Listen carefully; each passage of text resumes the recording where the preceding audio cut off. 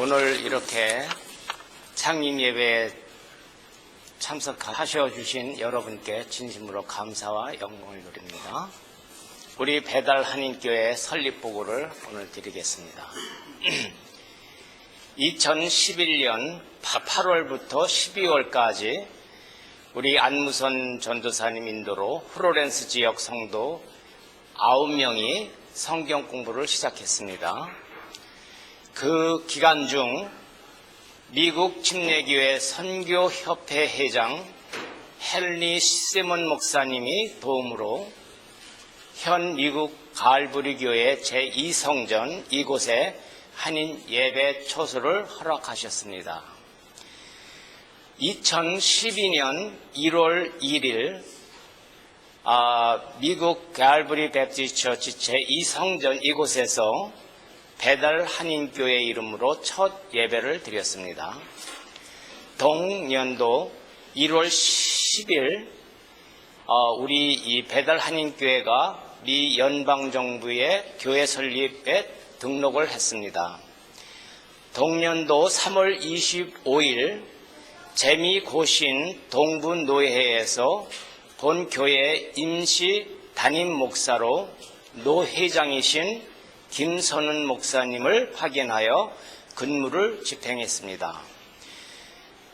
그 기간에 세례식을 권영대, 박상일, 정동화 성도님이 세례식을 받고 집사 임명에는 김태옥, 박상정, 박선옥, 박정미, 이경자, 이성옥, 장은정, 정재선, 최한순 집사직을 임명받았습니다. 제재회를 개최하고 임시의장 임명으로 안무선 전도사님이 임명이 되었습니다.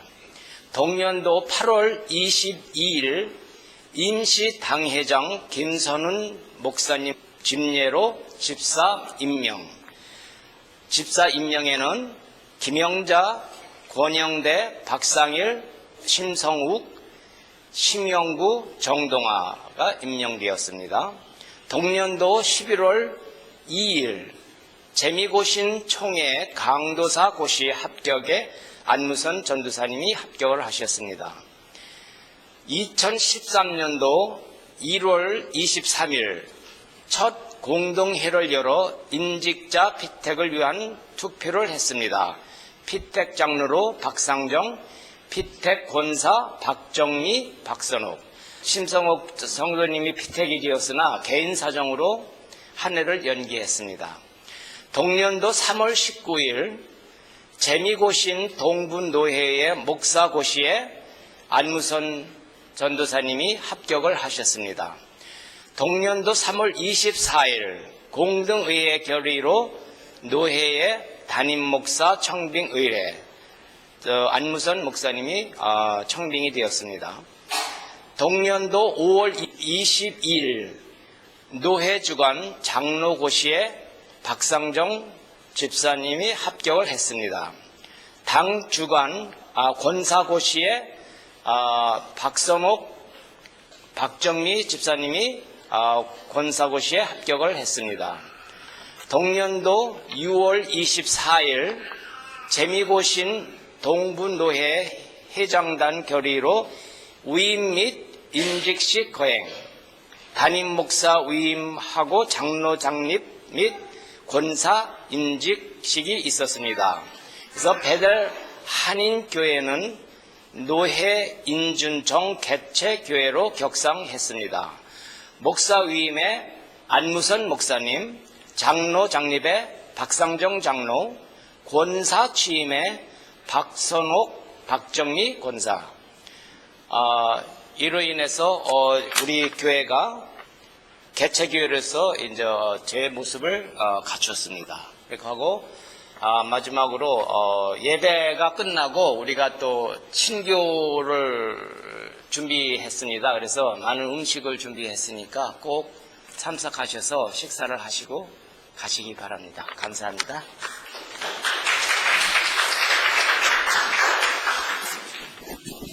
2년여 동안 하나님께서 인도해 주셔서 교회가 제 모습을 잘 갖추고 지금 이 자리까지 서게 됐습니다.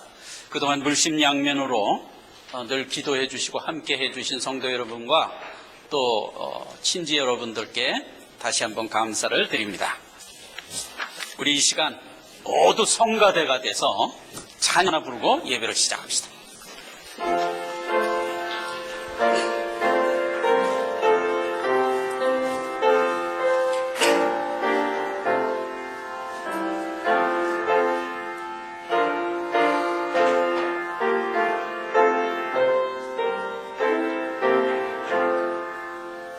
내 주 되신 주 참 사랑하고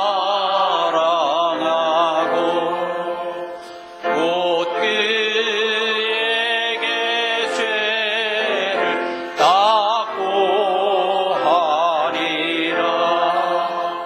그는 은혜를 주신 내 예수시니 이전보다 더 사랑합니다. 주 날 사랑하사 구하시려고 저 십자가 고난 당하셨도다. 그 가시관 쓰신 내 주 배우니 이전보다 더 사랑합니다.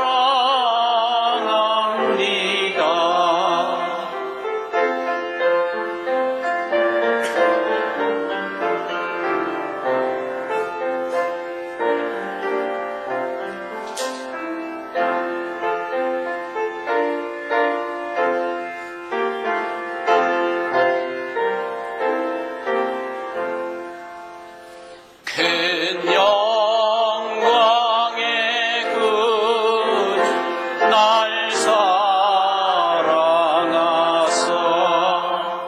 그 풍성한 은혜 더하시리니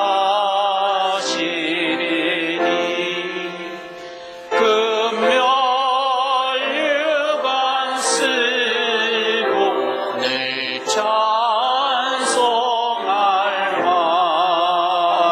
이전보다도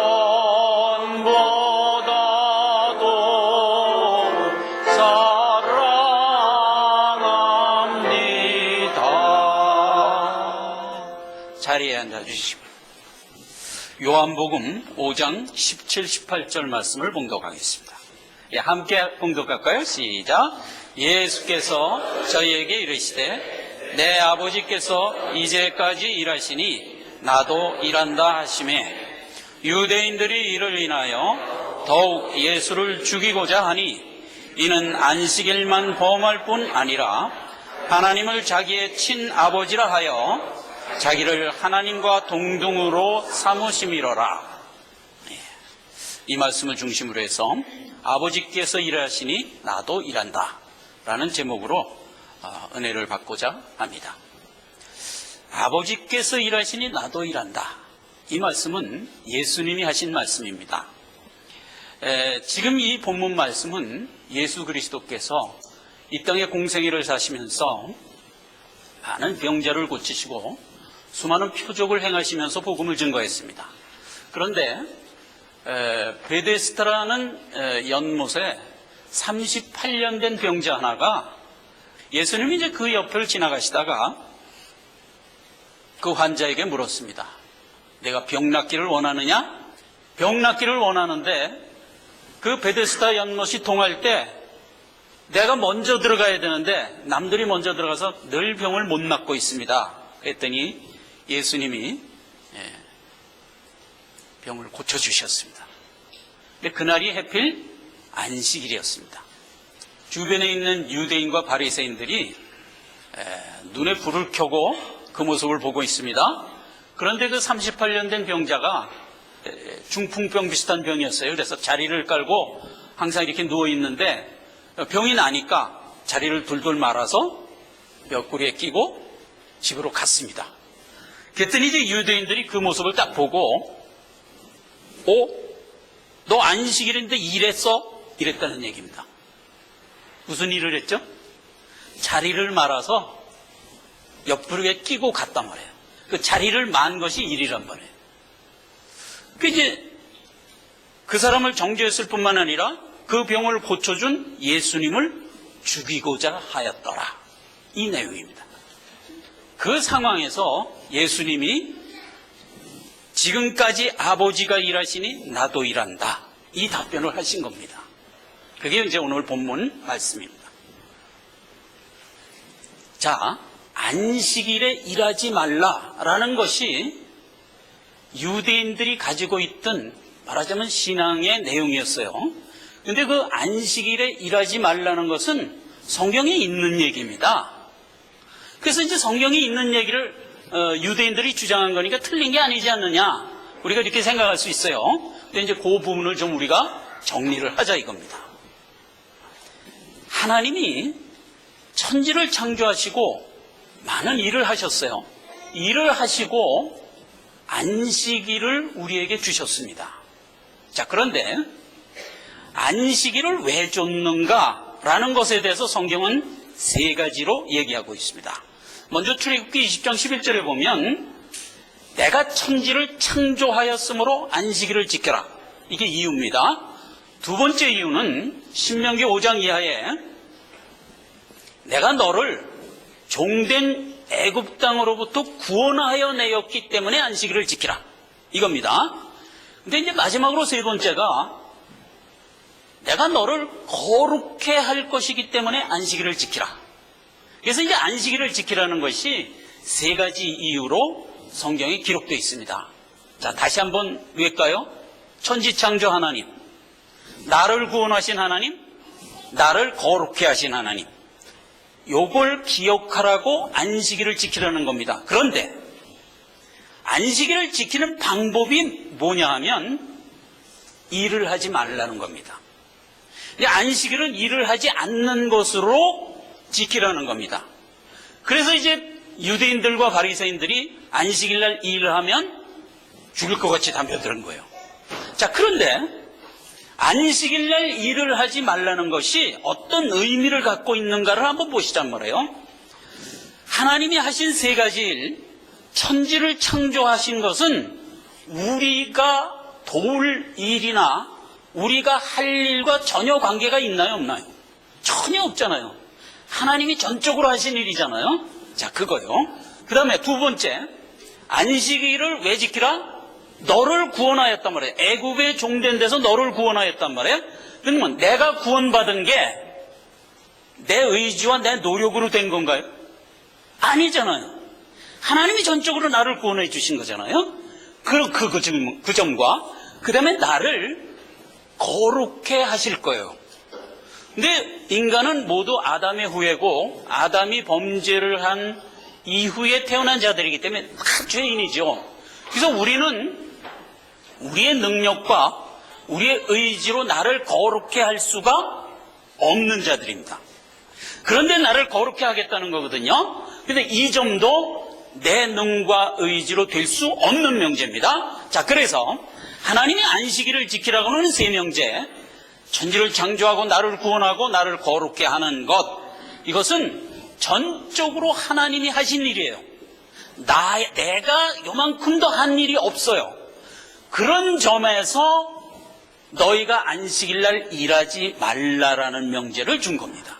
즉, 우리가 일을 하지 않는다는 것으로 무슨 신앙을 고백하냐 하면 하나님이 나를 구원하시고 천지를 창조하시고 나를 완성시키는 일은 내 노력으로 되는 것이 아니라 하나님의 은혜로 되는 것입니다를 신앙 고백하라는 얘기입니다.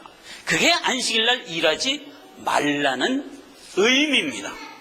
그런데 이제 유대인들은 그 의미를 모르는 거예요. 모르고 왜 자리를 들고 일어나는 일을 했냐 이거예요. 그러면서 오늘 이 본문 말씀에 유대인들이 이를 인하여 더욱 예수를 죽이고자 했다 이겁니다.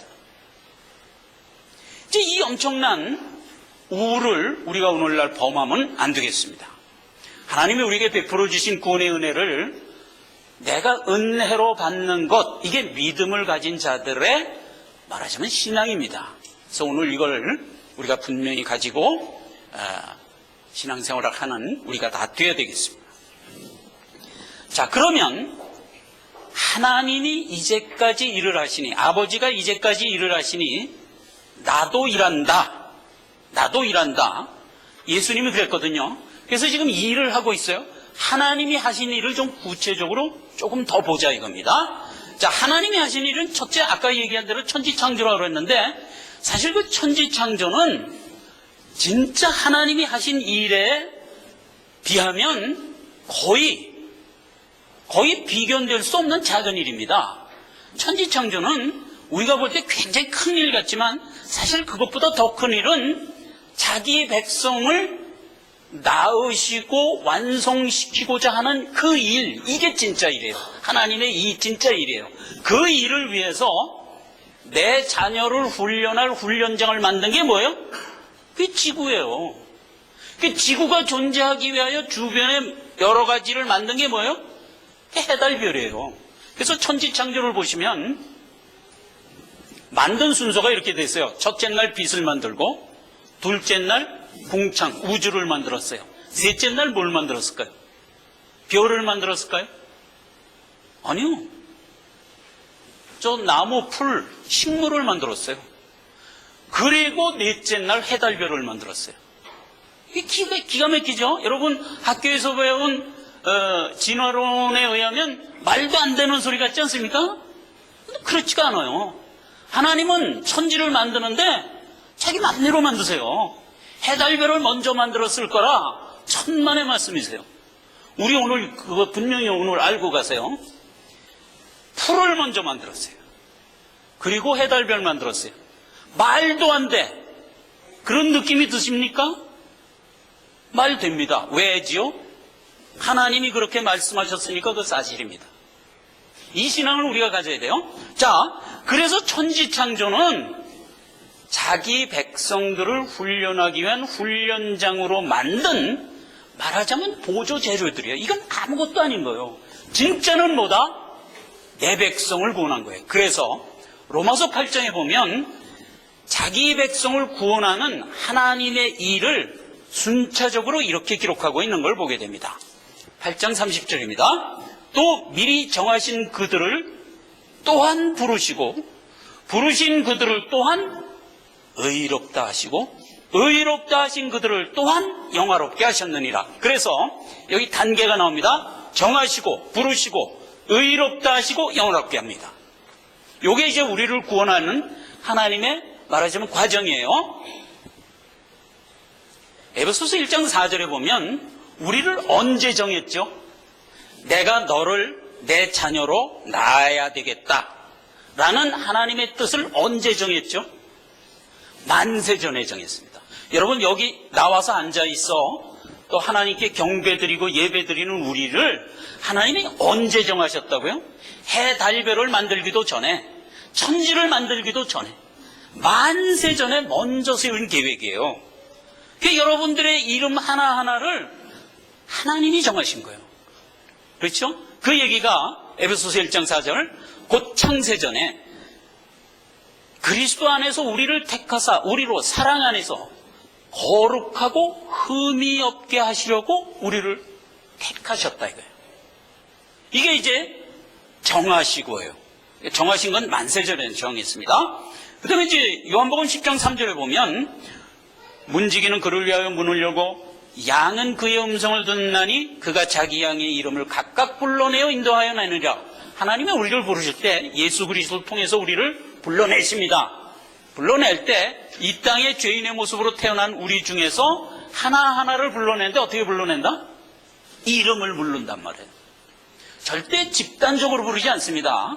항상 이름을 불러냅니다. 아무개야 나오라 이렇게 불러내는 겁니다. 여러분 예수님이 하신 표적 중에서 나사로를 불러내는 장면 기억해 보시면 딱 그렇게 부른 겁니다, 우리를. 무덤 속에 죽어 썩어서 냄새를 풍기고 있는 나사로를 하나님이 어떻게 하죠? 나사로야 나오라. 죽은 나사로가 살아서 나오잖아요. 바로 우리가 그렇게 나온 자들입니다. 아무개야 나오라. 죄된 삶에서 우리가 일어나 나온 겁니다. 그래서 예수를 믿게 된 겁니다. 우리가 갖는 믿음은 그렇게 갖게 된 겁니다. 여러분 생각해보세요. 죽은 자가 자기 능과 의지로 나 살아날 거야 하고 살아날 수 있습니까? 그건 안 되잖아요. 그건 처음부터 안 되는 얘기잖아요. 하나님이 하셔야 되는 일이잖아요. 그러니까 하나님이 나를 이름을 불러냈다. 그리고 어떻게 한다? 앞서가는 겁니다. 앞서가면 양들이, 하나님이 각각 불러낸 그 양들이, 우리가 누구를 안다? 예수님을 아는 거로 쫓아갑니다. 근데 타인이 와서 부르면 알지 못하는 거로 도리어 도망하느니라. 이런 능력과 얼개로 우리를 불러낸 겁니다. 로마서 3장 24절에 보면 이렇게 또 기록되어 있습니다. 그리스도 예수 안에 있는 구속으로 말미암아 하나님의 은혜로 값없이 의롭다 하심을 얻은 자 되었느니라. 그렇게 해서 불러낸 우리를 하나님이 어떻게 선언한다고요? 의롭다고 선언합니다. 그래서 우리가 의로운 자들이, 의가 뭐죠? 그냥 뜻으로 얘기하면 옳다는 뜻입니다. 영어로는 이제 righteousness예요. 옳다라는 뜻이죠. 그런데 의롭다 하는 것도 내 능력으로 된 게 아니에요. 예수 그리스도가 나를 은혜 가운데 의롭게 했기 때문에 의로운 거예요. 여태까지 하나님이 나를 정하시고 부르시고 의롭다 했어요. 이거 전적으로 하나님이 다 했어요.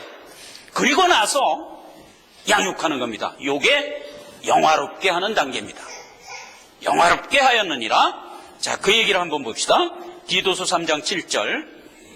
우리로 저의 은혜를 힘입어 의롭다 하심을 얻어 영생의 소망을 따라 후사가 되게 하려 합니다.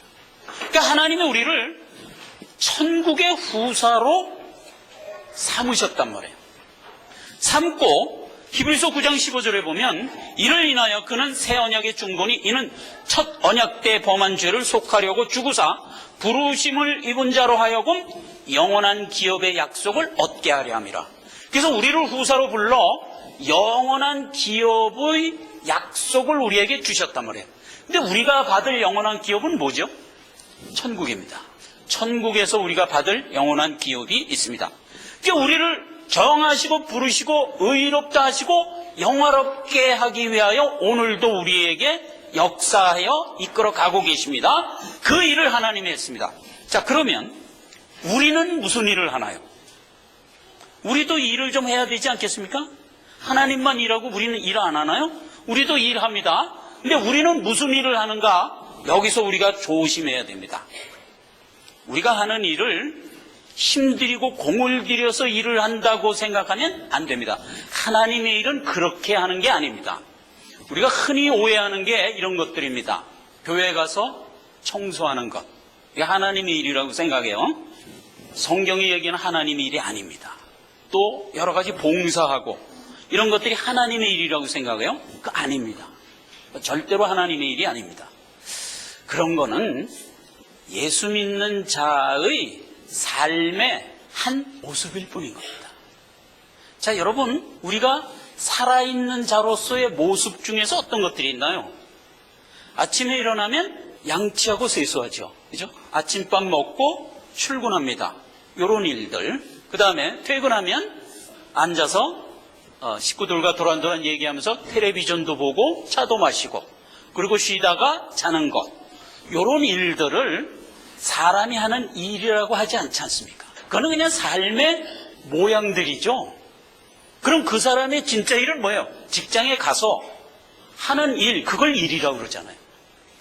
근데 아침에 일어나서 양치하는 걸 일이라고 하지 않듯이 예수 믿는 사람들이 교회라는 이름과 예수 그리스도라는 이름으로 뭔가를 하는 거를 일이라고 하는 게 아니란 말이에요. 그거는 우리의 당연한 삶의 모습이에요. 그러면 성경이 우리에게 무슨 일을 하라고 명했는가 하는 것을 우리가 오늘 이 시간 분명히 알아야 됩니다. 우리도 일을 합니다. 근데 우리가 할 일은 간단합니다. 요걸 요한복음 6장 29절에 있어서 외기가 아주 좋습니다. 여러분, 옛날에 노태우 대통령이 무슨 선언했죠? 6.29 선언했어요. 이 성경도 6.29 선언이 있습니다. 자, 보십시다. 예수께서 대답하여 가라사대 하나님의 보내신 자를 믿는 것이 너희의 일이니라. 우리가 할 일입니다. 믿음을 갖고 살아가는 것, 이게 내 일입니다. 그러니까 이거는 어떤 형태로 나타나는 게 아니에요. 내 성향과 성품적인 변화를 얘기하는 거예요. 옛날 안 믿었을 때는요, 우리가 믿음 안 갖고 살았어요. 모든 불신자들이 다 그래요. 믿음 없이 살아요. 거기서 우리가 뭘 갖게 됐죠? 하나님이 주신 믿음을 갖고 살아가는 자가 됐어요.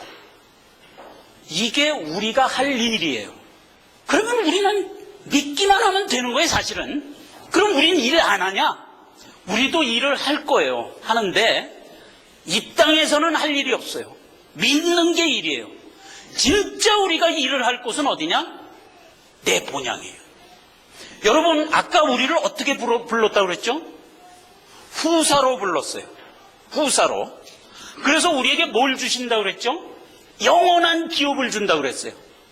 천국에 가면 우리가 하나님의 후사가 될 거예요. 그리고 하나님이 우리에게 주는 영원한 기업이 거기 있다고요.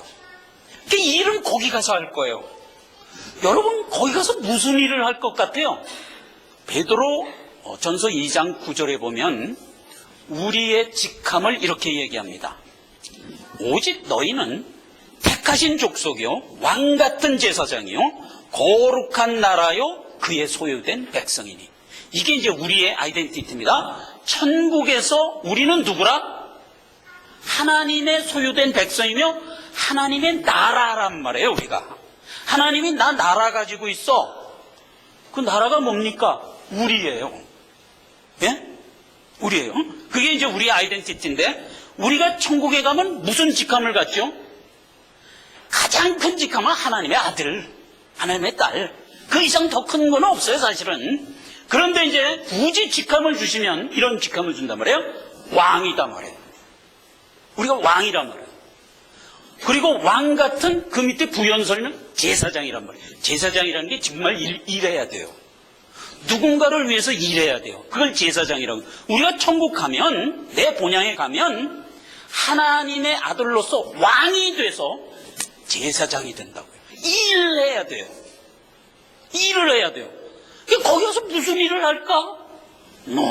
할 일이 무지하게 많습니다. 무슨 일이냐면, 예를 들면 이런 일입니다. 하나님이 우리를 천지창조, 창세기 초반벽도에 우리를 창조하시고 우리에게 임무를 주셨어요. 창세기 2장 19절입니다. 여호와 하나님이 흙으로 각종 들짐승과 공중의 각종 새를 지으시고 아담이 어떻게 이름을 짓나 보시려고 그것들을 그에게로 이끌어 이르시니 아담이 그 각 생물을 일컫는 바가 이름이 되니라. 여기서 무슨 힌트를 얻어요? 온 천하 만물은 아담에게 주어진 거예요. 그러니까 아담에 부속된, 말하자면 아담이 관리하고 다스려야 할 대상이에요. 천국에 가면 수많은 콘텐츠가 있습니다. 그렇죠? 이 지구에도 얼마나 많은 콘텐츠가 있어요? 식물이 있고 동물이 있고 무생물도 있고 얼마나 많은 게 있어요. 근데 이건 약과죠. 천국에 가면 훨씬 더 많은 내용이 있어요. 근데 그 모든 내용이 누구에게 부속된 것이라고요? 우리에게 부속된 거라고요. 그러면서 나에게 뭐라고 명령했죠? 저것들을 관리하고 다스리고 이끌어라. 이렇게 기록을 한 거예요. 우리가 천국 가면 그거 해야 돼요. 지금 이 땅에는 모든 나에게 부속된 천하 만상은 아담과 하와가 타락하여 죄를 범하게 되자 함께 부속되어 있던 모든 피조물이 저주를 받게 됩니다. 그는 뭐 자기가 저주 받고 싶어 받은 게 아니라 내 주인이 타락하니까 자연히 저주 아래 떨어지게 된 거죠. 그래서 천하 모든 이 만물은 지금 저주 가운데 있어요. 근데 그 모든 만물이 지금 뭐를 애타게 기도를 하고 있다고요? 내 주인이 어서 속히 영광의 자리에 보좌까지 나가기를 기다리고 있다고요. 왜지요? 그래야 자기가 이제 비로소 저주에서 풀려나 온전하게 되어서 내 주인과 함께 있게 될 거니까. 그래서 만물이 지금 탄식하며 기다리고 있습니다. 로마서 8장 21절에 거기 보면 모든 만물이 탄식하면서 뭘 기다리고 있다고요? 하나님의 영광의 아들들이 온전하게 완성되는 걸 기다리고 있다고요.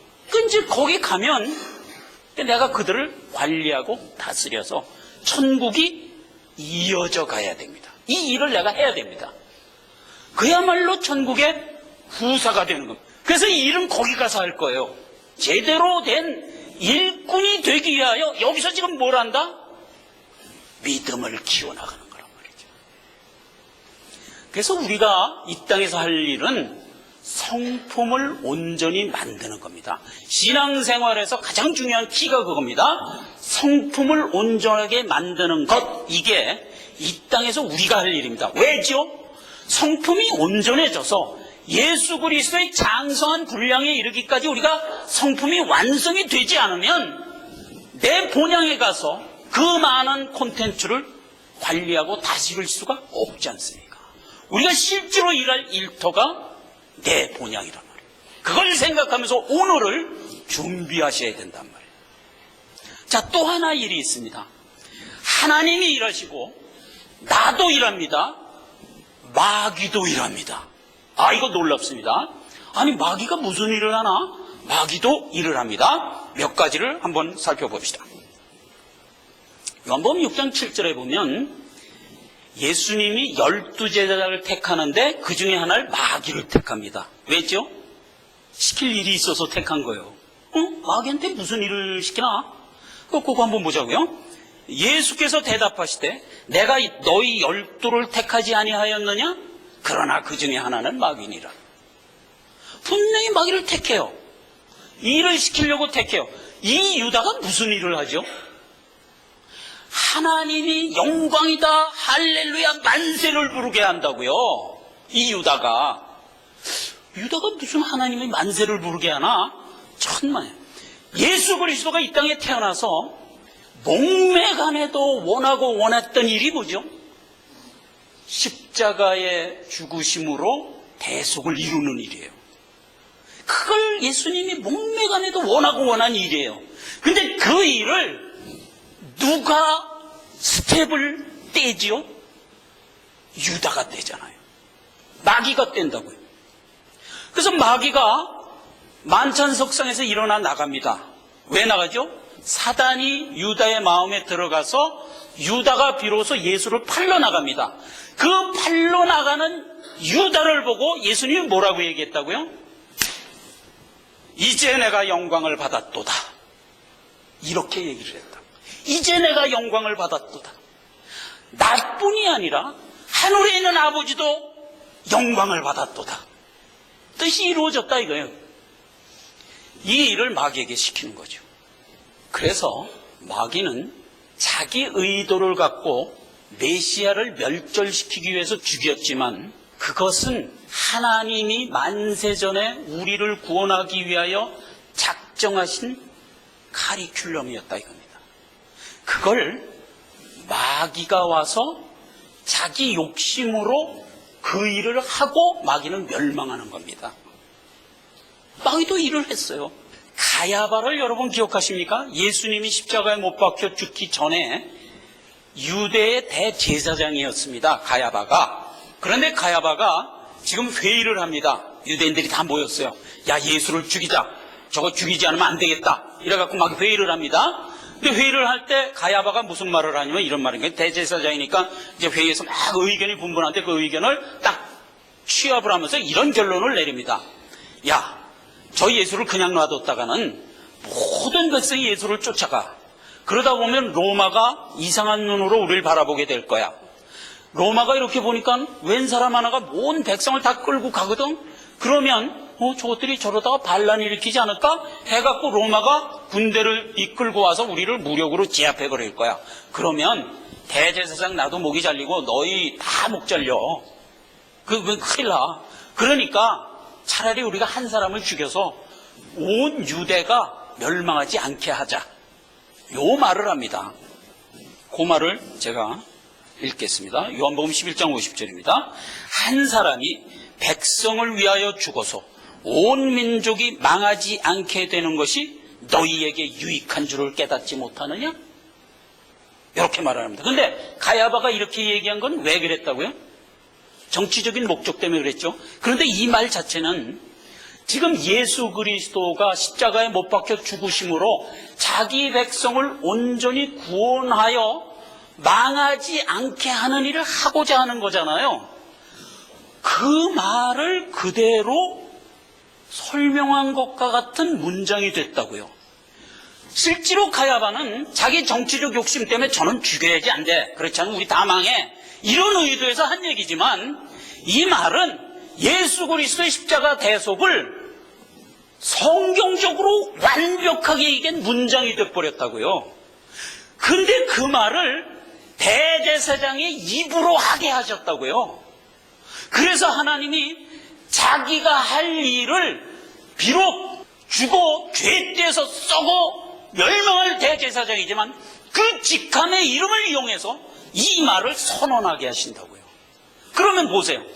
가야바는 자기 욕심으로 그 말을 했지만 이루어지는 것은 하나님의 대속의 은혜를 서술한 게 됐다고요. 이런 식으로 마귀는 쓰임을 받는 겁니다. 이건 참 불행한 거죠.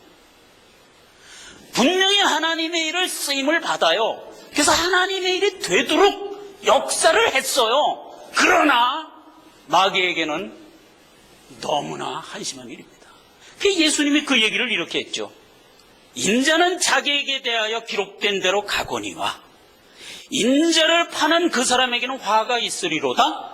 그 사람은 차라리 나지 않은 것이 저희에게 좋을 뻔하였느니라. 이런 결론이 나는 겁니다. 분명히 하나님의 일을 돕고 역사하는 스텝을 띄었어요. 그럼에도 불구하고 그는 멸망할 자다. 차라리 태어나지 않는 게 더 좋을 뻔한 자였다 이겁니다. 우리가 이런 식의 일에 쓰임을 받아서는 안 되는 겁니다. 우리는 어차피 이 땅을 살아가면서 신앙 하나님이 우리에게 주신 믿음 잘 지키고 내 신앙 인격을 키워나가는 일에만 올인하면 됩니다. 그러면 내 신앙 인격이 올곧게 자라서 완성됐을 때 내 나라에 가서 나에게 맡겨진 하나님의 기업을 제대로 수행할 수가 있는 겁니다. 자, 이걸 잊지 마시기 바라는 겁니다. 한 가지 더 하나님의 일은 중간에 실패가 있겠느냐 하는 것을 우리가 오늘 이 시간에 확인을 하고 시간을 마치도록 합시다. 하나님이 계획하고 하나님이 하시는 그 일은 절대로 중간에 변경되거나 실패하는 일은 없다 하는 것을 우리가 오늘 이 시간 알아야 되겠습니다. 그래서 이 말을 퍼서버런스라는 말로 기록을 했습니다. 이 퍼서버런스라는 말은 견인한다는 뜻입니다. 기관차가 객차를 달고 끌고 가는 겁니다. 그렇죠? 견인해 가는 거예요. 끌고 가는 거예요. 그럼 객차 입장에서는 끌려가는 거죠. 끌려가는 거예요. 자기 의도로 가는 게 아니고 앞에 기관차의 힘에 의해서 끌려가는 거예요. 그걸 퍼서버런스, 견인이라고 그러는 거예요. 근데 그 견인이라는 말이 우리를 궁극적으로 구원하고야 말 거라는 의도로 쓰입니다. 그래서 이제 신학 용어로 새롭게 등재가 됩니다. 그래서 이제 퍼서버런스 하면은 원래는 견인이라는 뜻이지만 이제는 어느 의도로 더 쓰이냐면은 궁극적으로 너는 완성되고야 말 거야 라는 말로 쓰이는 겁니다. 그래서 구원의 5대 포인트가 있어요. 장로교회는 구원의 5대 포인트가 있는데 그 마지막 포인트가 퍼서버런스입니다. 그러니까 궁극적으로 너희는 완성되고야 만다 이겁니다. 이 신앙이 우리에게 있어야 됩니다. 요한복음 10장 10절에는 예수님이 오신 목적과 선언을 이렇게 합니다. 도적이 오는 것은 도적질하고 죽이고 멸망시키려는 것뿐이요 내가 온 것은 내 양으로 생명을 얻되 풍성히 얻게 하려 합니다. 그렇죠? 하나님은 우리에게 생명 줘요. 영생을 주시면 그거로 끝나는 게 아니라 그 영생을 풍성하게 자라게 하도록 하기 위하여 이 땅에 오셨다는 거예요. 그러니까 예수님이 이 땅에 오신 것은 나를 구원하기 위해서만 온 게 아니라 그것은 시작에 불과한 거예요. 구원을 하고 나서 우리에게 생명을 풍성히 주게 하기 위해 온 겁니다. 요걸 우리가 잊으면 안 되는 겁니다. 우리가 구원에 너무 큰 비중을 두다 보니까 하나님이 나를 구원하셨어, 할렐루야 만세, 나는 이제 구원받았어, 여기에 머무르면 안 된단 말이죠. 하나님이 나를 구원했으면 내 생명을 훨씬 풍성하게 이끄시는 분이다 하는 걸 우리가 잊지 말아야 돼요. 히브리서 13장 12절에 보면 그러므로 예수는 자기 피로써 백성을 거룩게 하기 위하여 고난받고 죽으셨느니라, 이렇게 기록된. 그러니까 예수가 십자가에 못 박혀 죽은 이유라고요. 우리를 다만 구원하기 위해서가 아니라 우리를 거룩해 하기 위해서라고요. 그게 목표라고요. 우리는 그런 목표를 잊고 태어난 자들이에요. 말하자면 하나님에 의해 견인되어 끌려가는 그런 움직일 수 없는 복을 가진 자들이란 말이에요. 우리가 스스로 이탈하여 나가거나 스스로 나를 이끌어가거나 이런 일이 없다고요. 하나님이 나를 끌고 간다고요. 나는 끌려가지 않을래 않을 수 없는 복을 가진 자들이란 말이에요. 이걸 우리가 잊지 말아야 된단 말이죠. 그래서 로마서 8장 28절에는 이렇게 아주 분명한 언급을 하고 있습니다. 우리가 알거니와 하나님을 사랑하는 자, 그 뜻대로 부르심을 입은 자들에게는 모든 것이 합력하여 선을 이루느니라. 왜요? 우리가 인생을 살아가면서 엎치락뒤치락 하니까 실족할 때도 있고 넘어질 때도 있고 죄질 때도 있어요. 그러나 그 모든 게 결국은 무슨 결론을 이어가느냐? 내가 완성하고 내 신앙이 더 깊어지고 내가 더 하나님 닮아가는 것으로 결론되고 말더라 이겁니다. 이게 복인 거예요, 우리에게. 이게 이제 궁극적 구원에 대한 하나님의 선언인 겁니다. 마태복음 18장 14절에는 하나님이 이 똑같은 얘기를 한 번 더 이렇게 언급을 합니다. 이와 같이 이 소자 중에서 하나라도 이루어지는 것이 하늘에 계신 너희 아버지의 뜻이 아니니라. 우리는 신앙생활하면서 절대로 실족하고 자빠져서 멸망으로 다시 떨어질래야 떨어질 수 없는 자예요. 왜죠? 하나님이 우리를 완성하기로 작정을 했기 때문에 우리는 반드시 완성이 되고야 말 존재란 말이에요. 이게 우리가 가지고 있는, 구원이 가지고 있는 능력이며 복인 거예요. 네. 그래서 오늘 이 시간 제가 마지막으로 한 챕터 하나를 분명하게 언급하고 마치려고 합니다. 여러분, 실족이라는 단어가 있습니다. 실족. 우리가 성경에 보면 복음서 3군데 실족이라는 단어를 언급한 게 나옵니다. 마태복음에는 18장 이하에 있고요. 마가복음에는 9장에 있고요. 누가복음에는 17장에 있습니다. 근데 거기 내용은 똑같이 되어 있어요. 이렇게 되어 있어요. 누구든지 나를 믿는 소자 중 하나를 실족해 하면 그는 차라리 연자맷돌을 목에 걸고 바다에 빠치우는 것이 나으니라. 이런 문구가 있습니다. 자, 이 문구가 우리가 얼뜻 들으면 이런 얘기예요. 나를 믿는 소자, 그러니까 성도죠. 성도 하나를 실족해 하면 그 실족해 만든 자는 연자맷돌을 목에 걸고 바다에 빠치는 게 낫다. 그러니까 너는 지옥에 떨어진다. 이 소리로 들리죠. 누구든지 소자를 실족해 하면 그는 멸망하리라. 자, 요 문구에서 멸망하리라가 소자입니까? 소자를 실족해 한 자입니까? 우리가 흔히 읽는 문맥으로는 어떻게 들려요? 아니, 쉽게 얘기하자고요. 나도 그렇게 지금 들리고 있어요. 누구든지 소자를 실족해 하면 멸망한다.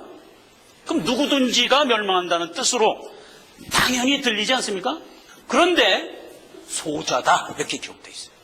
그렇게 해석하도록 기록되어 있어요. 한국 사람이 영어를 배울 때 문법을 배워요. 그래서 우리 교회에서 영어를 제일 못하는 사람이 접니다. 그 영문학이 하는 목적은 딱 두 가지예요. 문학, 시를 제대로 쓰는 게. 그러니까 영문학 가면 배우는 게 셰익스피어 배워요. 예, 셰익스피어, 햄릿 뭐 이런 거 배웁니다. 그래서 햄릿이 이런 상황을 어떻게 시적으로 더 아름답게 묘사를 했는가 이런 거 배우는 거예요. 그 다음에 이제 법률. 어떤 내용을 그렇게밖에 해석할 수 없는 문장을 만드는 기술. 이게 영문학이 하는 거예요. 이게 법률가들은 영문학을 필수적으로 해야 돼요. 우리 뭐 한국도 마찬가지고 국문학을 필수적으로 해야 돼요. 그래야 법률가가 돼요. 그래서 법은, 성문화된 법은 반드시 그 뜻으로만 해석되는 문구를 찾아내야 돼요. 만들어내야 돼요. 이 스킬이 필요한 거예요. 근데 이제 성경이 바로 이런 거예요. 성경에 기록된 모든 말씀은 절대로 그 뜻으로만 읽어야 되도록 기록하는 것이 중요합니다. 이게 읽는 사람이 읽을 때마다 이 사람은 이런 뜻으로 읽고 이 사람은 이런 뜻으로 읽고 이 사람은 이런 뜻으로 읽고 이래가지고는 성경답지가 못한 거예요. 그렇죠? 그러니까 성경은 정확한 문장으로 기록되지 않으면 안 되는 책입니다. 자, 그래서 오늘 읽은 이 본문 말씀이에요. 누구든지 나를 믿는 소자 중 하나를 실족해 하면 차라리 연자맷돌을 그 목에 달리우고 바다에 던지움이 나으니라 라는 이 문구가 영문학적으로 바다에 던지우는 게 나은 자가 소자를 얘기하는 건지 누구든지를 얘기하는지를 분명하게 알아야 된다 이거예요. 근데 세 문구 다 소자로 되어 있습니다. 영문학적으로는 그렇습니다.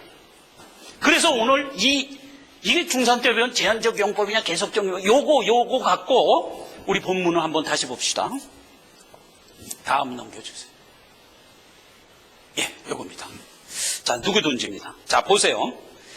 누구든지 anyone 그 다음에 쭉 나가서 점이 있죠. 그러면 여기서 서술된 목적어가 누구냐면 작은 소자예요. 그럼 그 작은 소자에 대한 뒤에 나오는 얘기예요. 그래서 해석하면 이렇게 됩니다.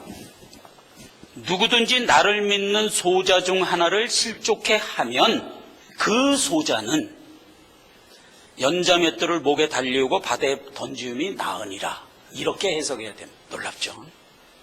이게 뭐 말이 안 된다. 말이 됩니다.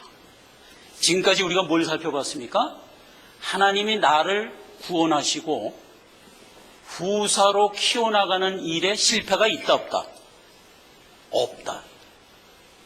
성도라면 누가 와서 나를 실족해 할 수 있는 존재를 넘어선 자들입니다. 누가 와서 나를 유혹해도 내가 잠시 넘어갈 수는 있어도 나는 영원히 멸망하는 자리로 떨어질래야 떨어질 수 없는 능력을 가진 자들입니다. 그거 우리가 지금까지 살펴봤잖아요. 교회에 성도들이 있습니다. 많은 사람들이 와서 우리를 유혹할 수 있습니다. 야, 이 바쁜 세상에 무슨 교회를 다니냐? 그러면 그래 맞아. 먹고 살기도 힘든데 뭘 교회를 다닌다고? 아유, 나 이제 교회 그만 나갈래? 그리고 믿음을 버려. 이런 일은 없다 이겁니다. 왜 없죠? 하나님이 내 안에 계시고 내가 누구라고 그랬어요? 예수 그리스도가 나를 내 안에 거하는 하나의 성전이라고 그랬잖아요. 그럼 내가 믿음을 버린다는 것은 내 안에 있는 하나님이 나간다는 뜻인데 너를 붙들고 있는 하나님 손에서 누가 감히 너를 뺏어가겠느냐 이 말이잖아요. 그러니까 우리는 실족할 수가 없는 자들이니까요. 그래서 이 문장은 절대로 실족하는 자, 연자맷돌을 목에 걸고 바다에 빠지어야 되는 자는 실족당한 소자를 얘기하는 겁니다. 그래서 그는 누구냐? 믿음을 가장한 가짜였다는 얘기밖에 안 되는 겁니다. 만약 진짜라면 예수를 제대로 믿고 믿음을 제대로 가진 진짜라면 절대로 실족할 수가 없습니다. 이걸 오늘 우리가 꼭 기억하시기 바랍니다. 꼭 기억하시기 바랍니다. 그런데 마태복음하고 누가복음에서는 그 실족해하는 그 사람도 화가 있다고 부연 설명을 하고 있습니다. 원문은 어떻게 되어 있어요? 소자가 연자맷돌 멜자라고 분명히 원문은 되어 있지만 부연해서 뭐를 더 썼어요? 그 실족해하는 너도 죽을 것이다 이렇게 설명을 했다고요. 이 부연 설명이 왜 필요해요? 이런 뜻이기 때문에 필요하잖아요. 그 설명을 한번 읽어보십시다. 누구든지 나를 믿는 이 소자 중 하나를 실족해 하면 차라리 연자맷돌을 그 목에 달리우고 깊은 바다로 빠치우는 것이 나으니라.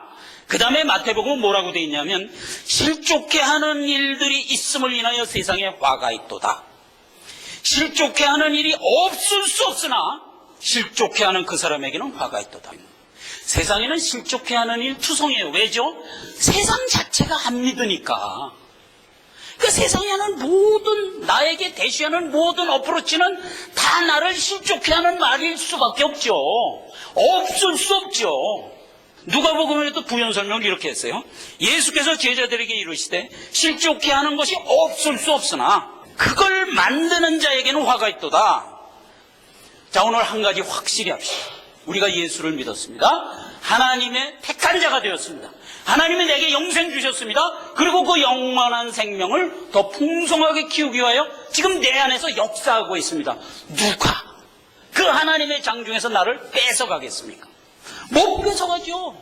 이 확신을 가지고 신앙생활을 해야만 됩니다. 우리가 해야만 되는 겁니다. 그래서 하나님을 믿고 의지하여 어떤 경우를 만나든지 주만 붙드는 자가 되는 것, 이게 우리의 일이란 말이에요. 기도하겠습니다. 아버지 하나님, 은혜를 감사합니다. 오늘 아버지 하나님이 우리를 택하여 주시고 영생 주시고 우리와 함께 내주하고 계십니다. 하나님이 이 일을 지금도 하고 계십니다. 다만 우리에게 받은 영생을 간직하고 살아가는 것이 우리의 일이라고 말씀해 주셨습니다. 하나님, 이 귀한 말씀을 우리가 이 땅을 살아가는 수한 동안 잊지 않고 살아가게 하셔서 하나님이 원하는 수준에까지 다 자라나 충만한 자가 되어 내 본향에 들어갈 수 있게 하여 주옵소서. 예수님의 이름으로 기도했습니다. 아멘. 자, 다 함께 일어나셔서 찬송가 부르시고 예배를 마치겠습니다.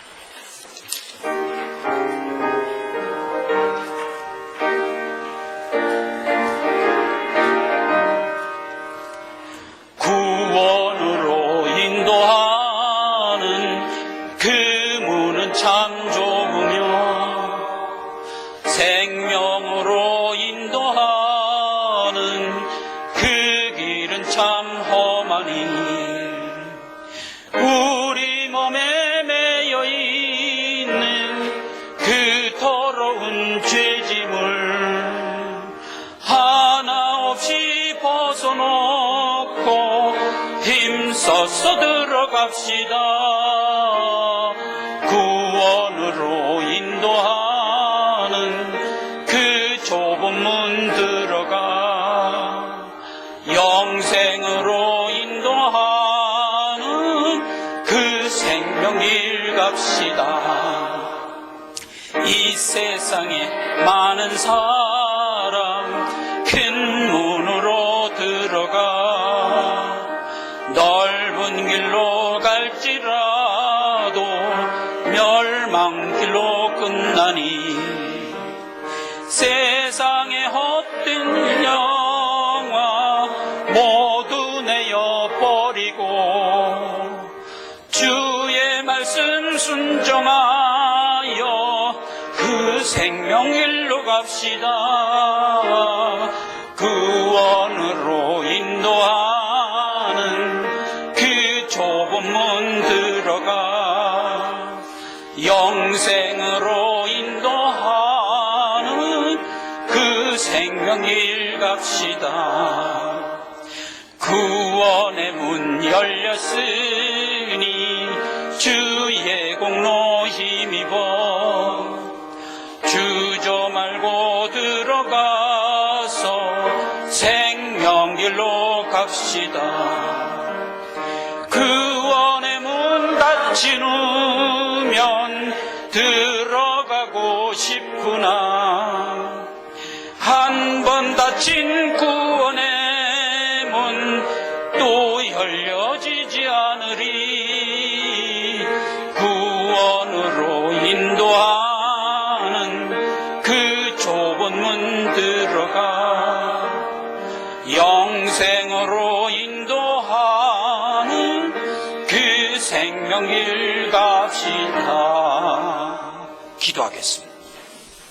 지금은 우리 주 예수 그리스도의 은혜와 하나님 아버지의 그 크신 사랑하심과 내 안에 내주하시고 나를 감화하시고 진리로 이끄시는 성령의 은혜가 오늘 이 자리에 머리 숙여 하나님의 말씀에 순종하여 끝내 이 땅에 하나님이 원하는 수준에까지 자라가기를 소원하고 작정하고 돌아가는 주의 모든 권속들 머리 위에와 그의 가족과 그의 성화의 모든 삶의 여정 가운데 영원히 함께 있을지어다. 아멘.